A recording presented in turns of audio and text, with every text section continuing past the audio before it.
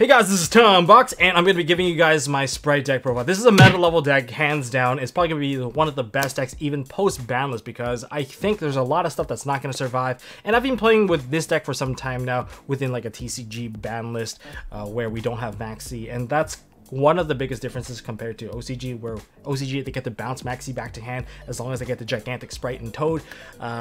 It's just not the same here in TCG, so the ending tech balance starts to change, as well as the starter. Do you want to play with Diva? Do you want to play with Beaver?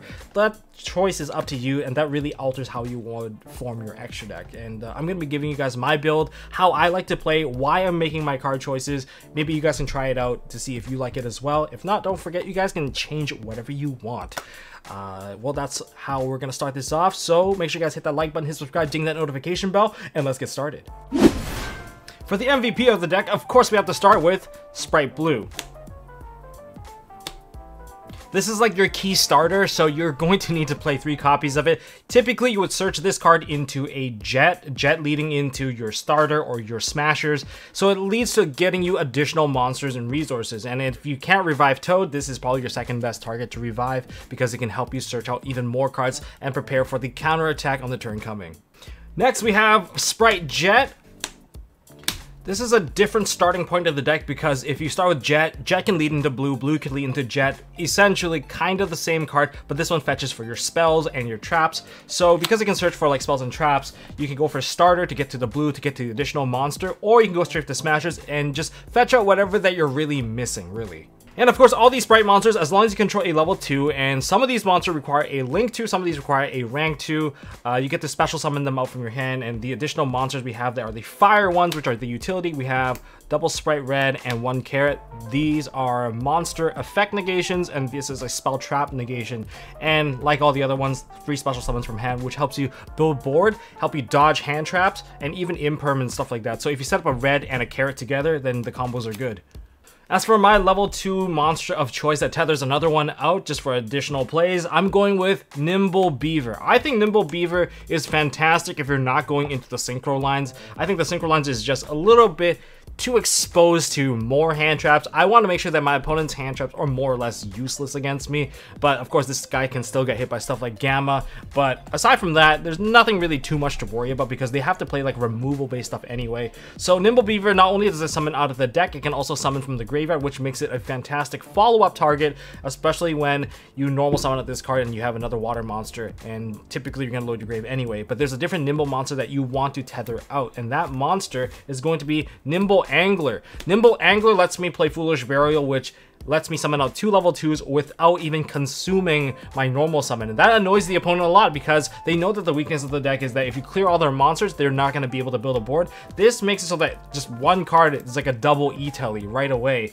And fetching back your Beaver from, like, say, your Toad effects, that means you can normal summon and you get 2 more monsters back anyway, because you can revive the Angler, you can revive Beaver, and if you get like TC booed, you can summon out the fish all the same, so you can still continue your play. Sure, you might get locked out a little bit later on, but that gives you the option to clear stuff off of the board and not waste your monster effect. And of course, the other level 2s are the frogs, and we play triple swap frogs. All right, so we have triple swap right here, and don't forget to use the bounce cost of this so that you can retrieve some of the cards that you want to put back in your hand. In OCG, they just bounce back a Maxi summon from gigantic Spright. So what do you bounce here in TCG when that card is banned? I mean, the best card's banned, so you gotta find some other way to get utility against your opponent, and hopefully it's not like a brick card that we draw into. There's a variety of cards that you can use to help you extend your play, especially when you open with Swap Frog, and that's what TCG really needs to discover. I'm gonna share with you guys my current one, and it's a pretty good one, especially when you want to deal with Tearlaments. So aside from these 3 frogs, we of course have a Dupe Frog and also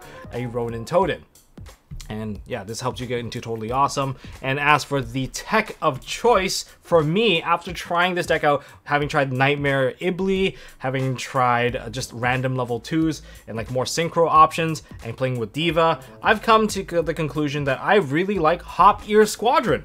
Hop Ear Squadron can give you access to Herald, and that's why I play this. You summon this onto the field, and then you use Frog to bounce this back into your hand. And if they Dark Ruler you, well, guess what? You still have an Omni Negate, and the best part is when they don't have Dark Ruler, or somehow you negated Dark Ruler, this card makes it super hard for your opponent to hit, because when you put a Dupe Frog and you put a Herald, they have to hit this. They even wreck their battle phase, so that's why I really like it. And the interaction overall just really is in the Spright player's favor if you set that entire board up.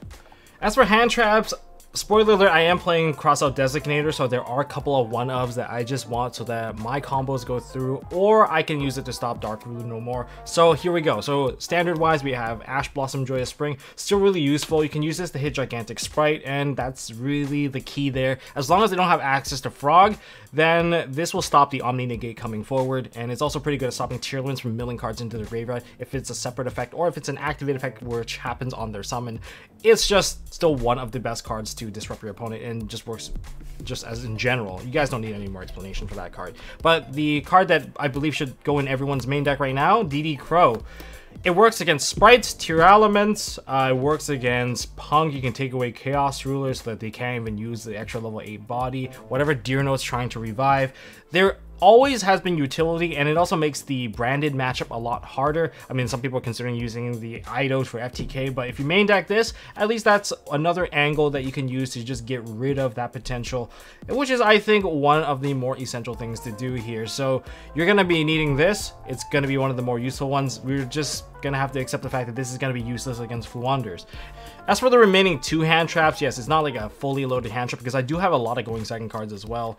I'm playing 1 Imperm right now and 1 Ghost Ogre. Imperm, I would like to play more, but it's just not the most effective card, especially when you either hit it with a Gigantic Spright or it's pointless. And the thing is, even if you do have the 1 Imperm, which is basically the only hand trap that is a trap card that you can use on turn 1, if they set up Carrot anyway, the Imperm is going to feel super, super dead, kind of making it pretty useless, making it another hand trap that requires a second hand trap to be even effective. Ghost Ogre is, again, only really for Gigantic Spright. It's not really good against like Tearlaments and the rest of the Spright package, because you can use this to pop the Gigantic Spright, and then they're not going to be able to get anything unless they put a second Xyz on board.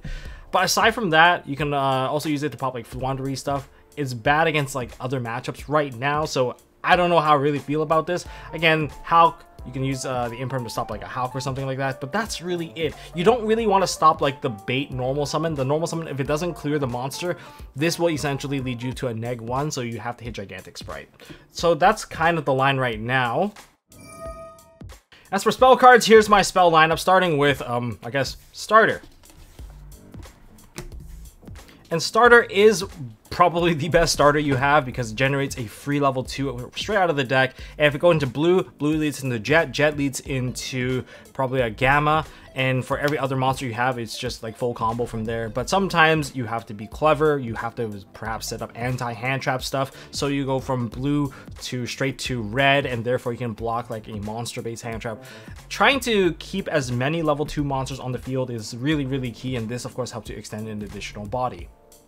And I'm also playing 1 copy of Smashers. Smashers is just a fantastic card to just clear anything and help you out Mystic Mine and the like. It's just a very versatile card. If you already have your starter, then Smashers is a fantastic way to layer your disruption against your opponent. As for the remaining spells, I'm playing Triple Pot of Prosperity. Sometimes you just need to dig for the extra monster, and digging is fine. There's about 3 cards you can get rid of. I would do in multiples of 3s, unless your hand's like super dead or you're completely locked out from playing, then you would go for the 6. Then we have 1 Foolish Burial. This is for Nimble Angler. You ditch the Nimble Angler, you get 2 free summons. This is essentially a God card E-Telly for you. 1 Call by the Grave, and speaking of Call by the Grave, you get triple Crossout Designator. This is a pretty heavy-handed Crossout Designator, but because everyone wants to stop you from building your board and they want to blow your stuff up, consider also using like Psyframe Gear Gamma. You can just hit their Gamma or whatever. It's also really, really useful in that regard. But you can shove whatever you need for this. Typically, if you're going to be going second, you can probably side these out unless you're doing like a mirror match. But you can expect a lot of mirror matches, which is why this is still a pretty awesome card to use against your opponent. And finally, I'm playing Triple Dark Ruler in the main deck, because there are just some boards you cannot break, and you don't want your opponent to break your board. So Crossout Designator has, I guess, an open target for the Dark Ruler no more. They can try the Dark Ruler, and then you just Crossout Designator, and then that's that.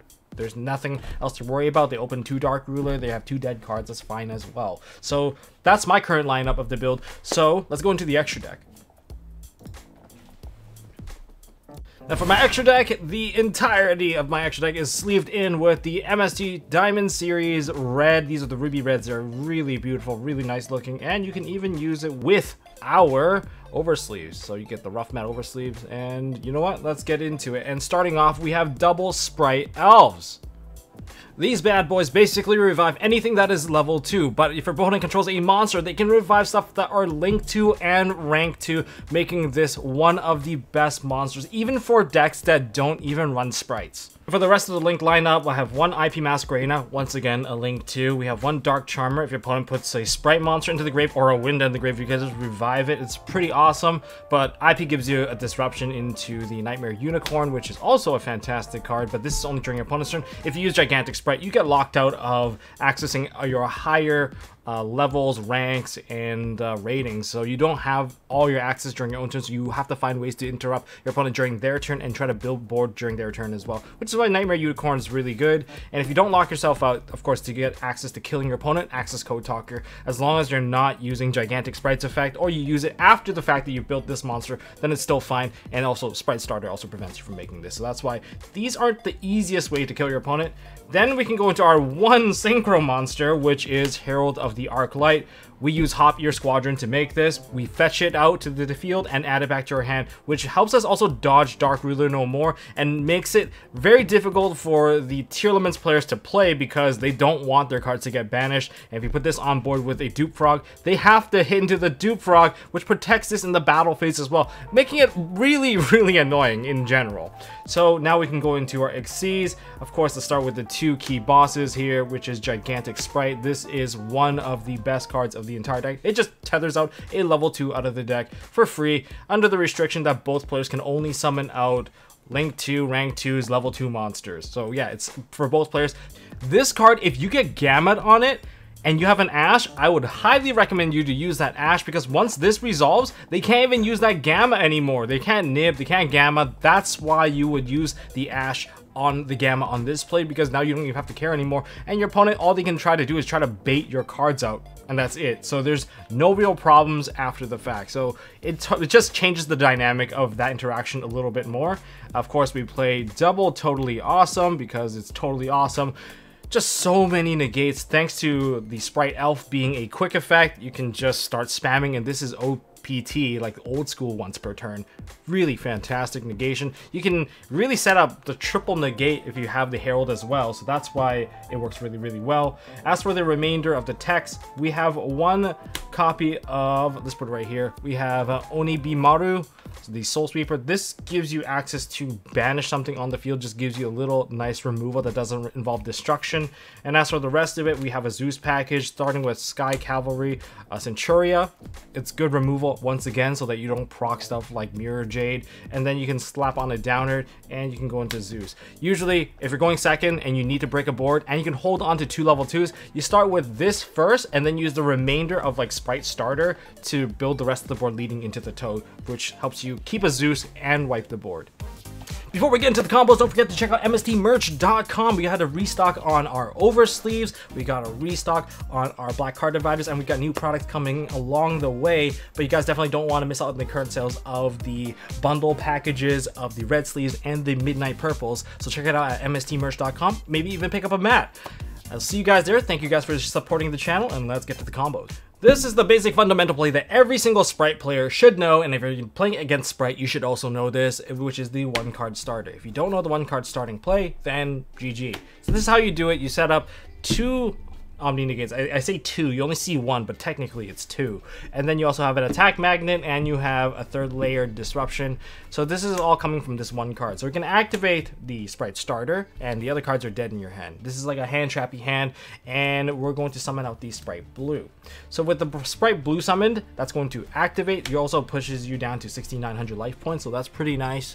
But we're going to add into our hand a Spright Jet. Jet's going to special summon because you control level 2. On summon, it's going to be able to add a card to your hand. I'm going to go with Smashers. You can quite easily get another starter during your own turn or during your opponent's turn by reviving either of the blue or the jet, so then you can have a follow-up regardless. But this gives you an additional disruption, which I think is a little bit better.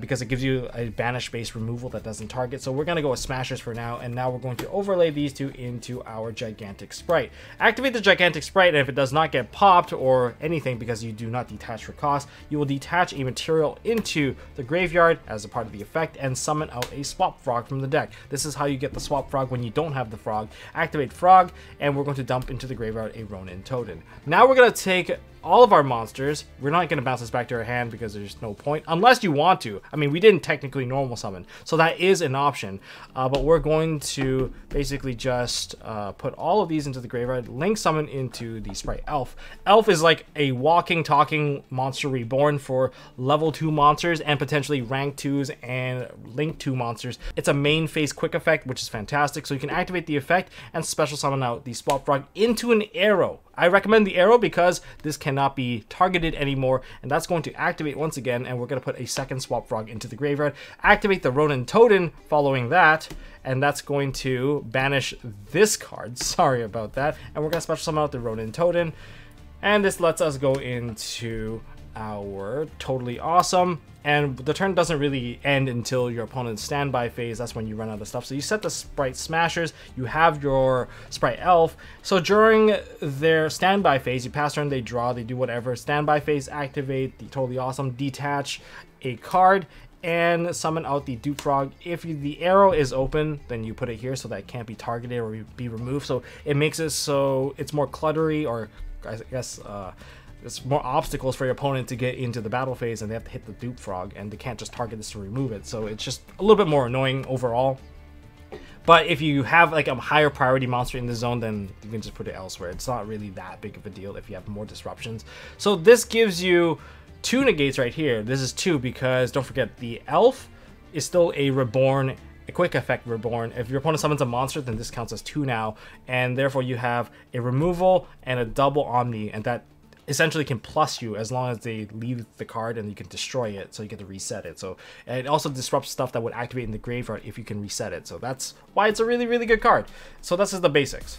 So the second most standard combo would be like Swap Frog plus a blue or a jet. So we're going to normal summon out the Swap Frog, and we're just going to dump into the graveyard the Ronin Totem. You can special it if you have another water, but just try to maintain as many level 2s as possible so you can keep on extending just in case they get hand trapped to death. And from here, we're going to special summon up the Spright Blue's effect, and we're going to use it to grab a jet. Like, even if they hit you, say, with, I guess, an Imperm here or an Ash here, is pretty bad because you can just go into Giant anyway. And special summon out the Spright Jet's effect, we're going to use that to grab a starter. And with the starter, we're going to activate the starter to get ourselves a monster negate, which is going to be Spright Red. Take the 12, and here we are. The reason why you want to kind of extend an additional body so that you can use the effect without compromising your gigantic Spright. You don't want to send gigantic Spright, and the red and the carrot can't send itself, so it does require you to have additional bodies to play. So now we're going to take the blue and the swap, and then we're going to overlay it into gigantic Spright. This makes it so that they can't even really use gamma on you now, so they can only truly hit you with, I guess, Imperm, because I don't have carrot. But if you have carrot on top of this board, well, let's just say it's GG, because you open both jet, or maybe you hard open carrot. We're going to activate gigantic Spright here. This is probably one of my favorite plays to do. We're going to put the Swap Frog into the graveyard during the resolution, and we're going to summon out a Hop Ear Squadron.